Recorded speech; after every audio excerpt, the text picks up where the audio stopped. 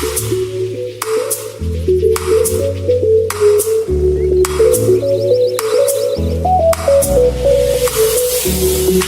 Rajesh Nath, the Managing Director of VDMA India Services Private Limited. He is a gold medalist in business management from an engineering background.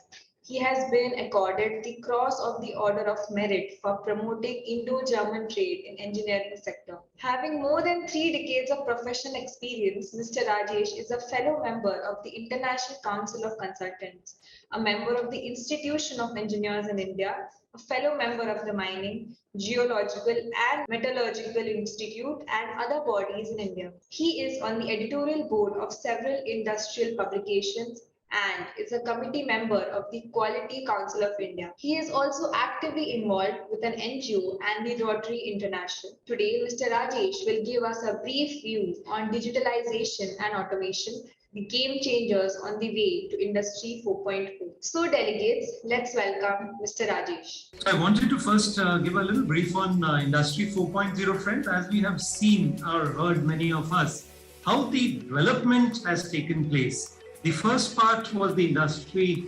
1.0, that was actually the usage of steam and mechanical engineering. Then came the second industrial revolution, where we were talking about mass production or mass manufacturing. Then we had the third industrial revolution in the 70s, where we were talking about electronics, basic level of automation. And today we are talking about Industry 4.0, which is based on cyber-physical production systems, where we are talking about connectivity of machines, transferring of data, big-time data, how we can analyze those data, as well as get real-time information. And especially, I think, for the manufacturing industry, that is very relevant because we can talk about predictive maintenance, remote monitoring with the application of data. One of the terms, friends, very widely used is Internet of Things. So just to put it very simply, what is Internet of Things?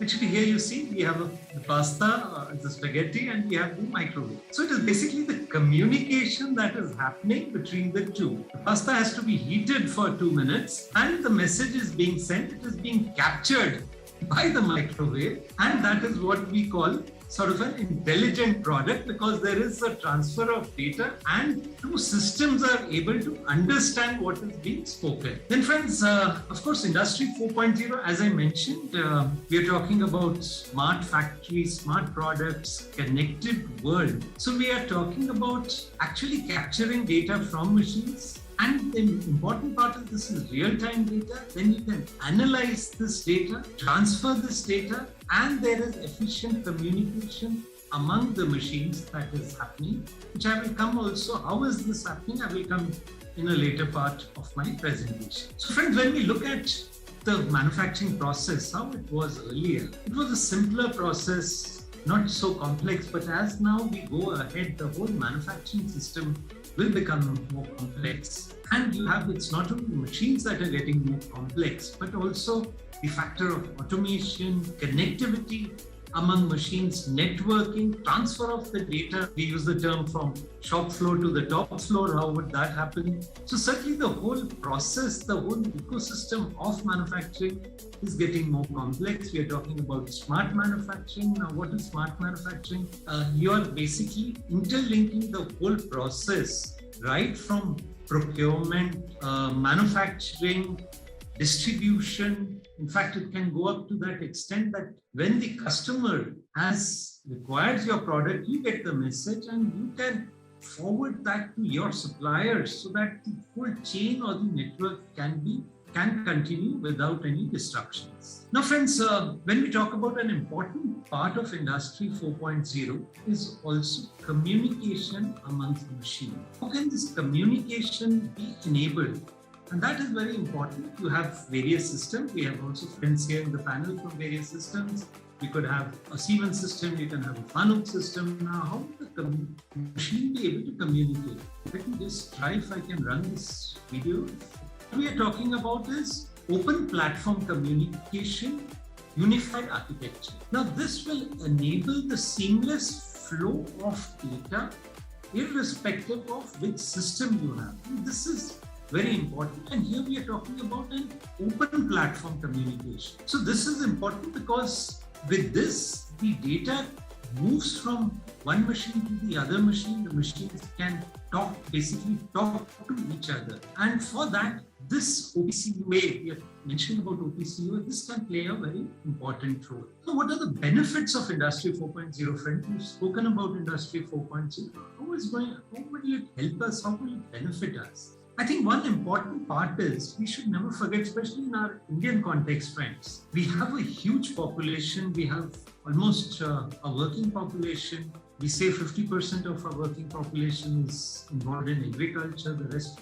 50% in manufacturing and services. Now, the humans will always be in the center of activity, and this is very important. It is not that you are looking to replace humans, but you are shifting the nature of jobs. I'll just give a simple example. When the app-based taxis came, there was a huge fear that many drivers will become jobless. What will happen to I was earlier in Calcutta, we had that yellow-black cabs in Calcutta, ambassadors, which were very popular.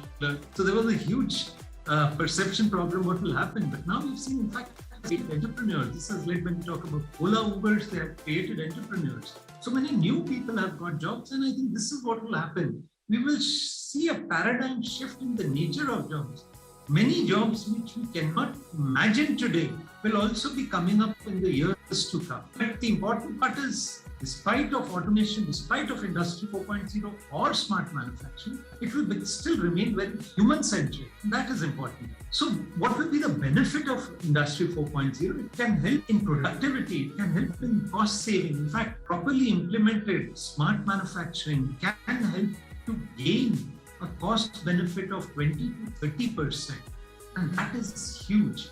And as we spoke about it in the earlier discussion also, this will also help the Indian companies, because this is a huge benefit, cost benefit. You get better productivity, you have better control of the machines, you have data, you can implement the actions like remote monitoring on the machines at a very fast pace. Now, friends, I would just like to end my deliberation with the last slide on what is VDMA. I represent the company VDMA. It's the German Engineering Federation. We are the largest industrial association in Europe. We have a 130-year-old history. We have 3,400 member companies which have a turnover of about 221 billion euros. And what is important is that the industry is very much export-oriented, the German industry.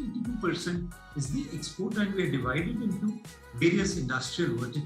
And let me end my presentation on a lighter note. Maybe with the digitalization, automation happening, one day the passengers will also hear from the pilot that I'm working from home today. I hope I'm not in one of the flights where this happens. So thank you friends, and wishing you all a lot of success in your business. And I'm sure the Indian growth story, let us be part of this Indian growth story. And as I represent the German industry, thank you for the strong Indo-German cooperation. Thank you very